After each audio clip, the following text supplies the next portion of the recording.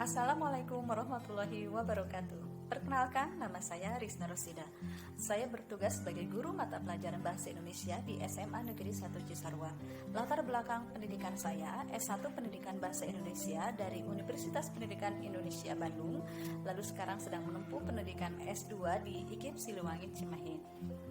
Capaian prestasi saya selama tahun 2020 diantaranya pernah membuat beberapa video pembelajaran yang sudah saya unggah di channel YouTube saya. Lalu saya juga mengikuti gelar Praja Berdaya atau Gerakan Literasi Aparatur Jawa Barat Berbudaya Juara. Selanjutnya saya bersama tim literasi SMA Negeri 1 Cisarua dan siswa-siswi SMA Negeri 1 Cisarua memenuhi tantangan Candil 2020 yang diselenggarakan oleh Dispusibda Jawa Barat.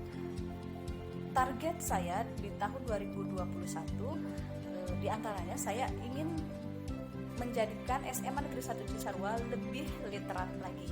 Selain itu juga saya ingin menjadi guru yang lebih inovatif, mengikuti perkembangan zaman saat ini yang sudah berada di era digital. Terima kasih. Wassalamualaikum warahmatullahi wabarakatuh.